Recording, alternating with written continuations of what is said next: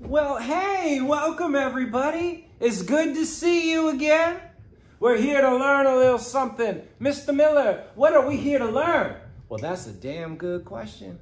You see, what we're going to learn today is something that probably before you started to watch this video, you would say it had no answer. Today we are going to simplify square roots of negative numbers. Before it was like, there ain't no square root of a negative number. But if you're here, then your teacher has probably introduced the notion of the imaginary unit I, okay? Now I'm drinking this cup of coffee. This is my son's really recent. I just got this as a Christmas gift from my wife. So pretty cute, huh? Add a little cuteness to your day there.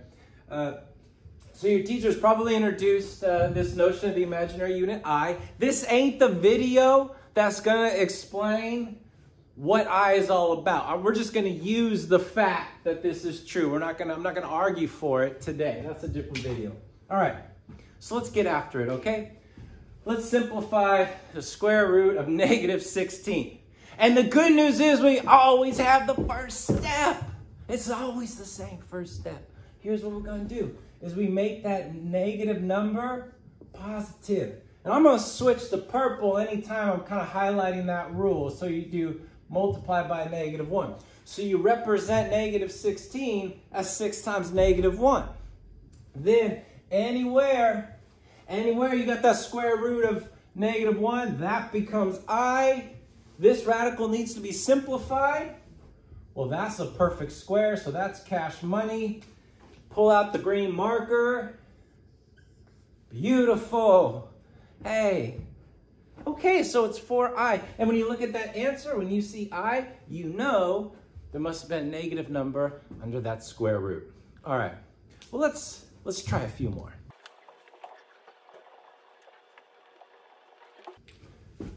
All right, let's go for it. Hopefully you have time at this point to hit pause,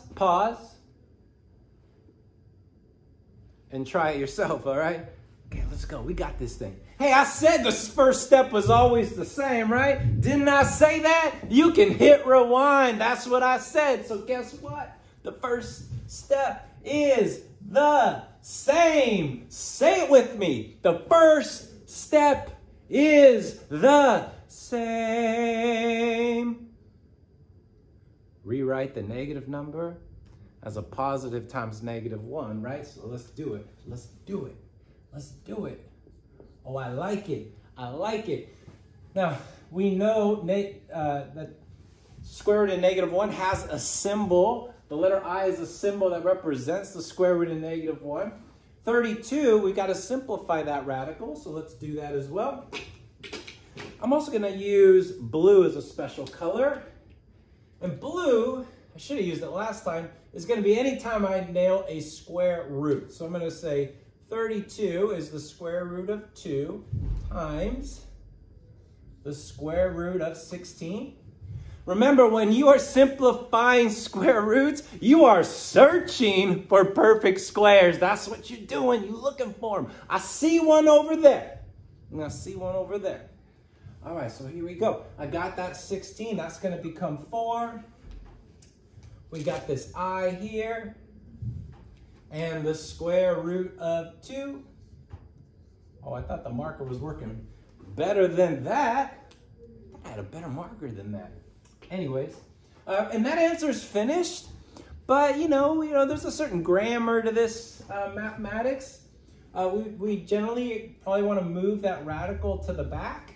All right, so it's the final thing instead of the first thing. So let's just call this 4 times I times root 2, or maybe move the I here. It's up to you. I don't care where the I is. It's probably the most common way, so we can maybe lead with the I.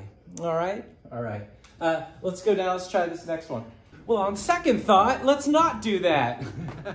Actually, on second thought, how's my hair? Don't you dare tell me it's falling out. Don't you dare tell me it's thinning. Anyways, I actually finished a video and I did that problem with the variables, but I thought to myself, to me it was too much in a video, so I want to keep this video just on negative numbers without the variables. I'll save the variables for a different video.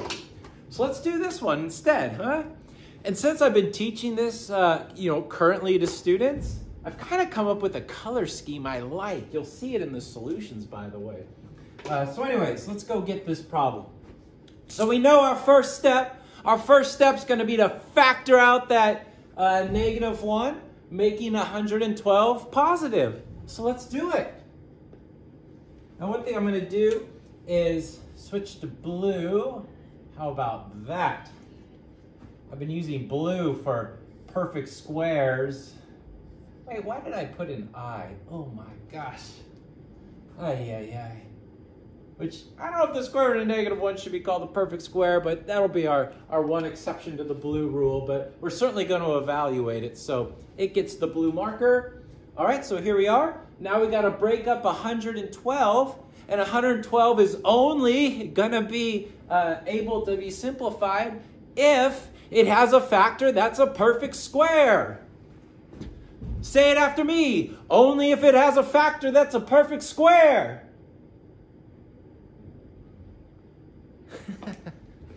So let's see. Honestly, I don't know. I really don't know. So I know perfect squares, you got your 4, your 9, your 16. So I'm just going to go to my calculator and just do the division. Let's do this one together.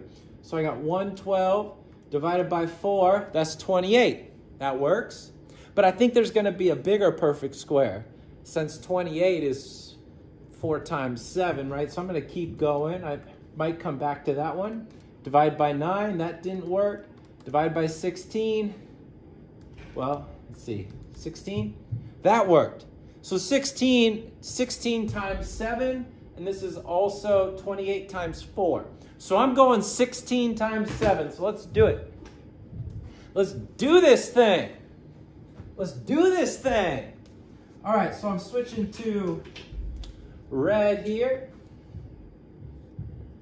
So red is the color I'm going to use for something that has been evaluated from a square root sign, okay? Okay, so 112, what we're going, 16, what was that? 16 times 7. All right, so I'm going to go 16 times 7. Beautiful, okay. So let's evaluate the square root of 16. So I have I, square root of 16 is going to be 4. Bring down the root 7. And we're done. Just like that, we're done. How beautiful. How beautiful is that? All right, well, I had said 4 times 28. So because we finished so quickly, let me just do it one more time over here. So let's just assume, for the fun of it, I suppose, I don't know, that you had done 4 times 28 instead of 16 times 7. Let's just suppose that's what you did. It's okay. It's fine. It's going to be a little longer problem. It's going to be a couple more steps, but I got time. You got time? I hope you got time. You're here to learn. You must have some time. So let's go here. What we're going to do is we're going to say that this is I. Square root of 4 is 2. We're cool. But now we're not done because 28 is 4 times 7. So now for 28, I'm going to rewrite 28 as 4 times 7. Keeping my color convention as I'm bringing out this blue marker anytime I see a perfect square. Now when I evaluate that perfect square, I change it to red. I'm going to put the multiplication signs in there. There we go, so it doesn't look like the number 22. Lastly, I can do 2 times 2, that is 4.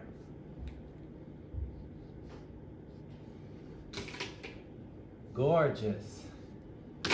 Ta-da! Beautiful! Which is a good description of you. It's a good description of us. It's a good description of those clouds out there and that seagull. We ain't even by the coast, but I'm pretty sure that's a seagull. We're about an hour from the coast, maybe less. So anyways, I hope this video found you well. Thank you for learning with me, and I hope this video found you in a good mood. Take care, all right?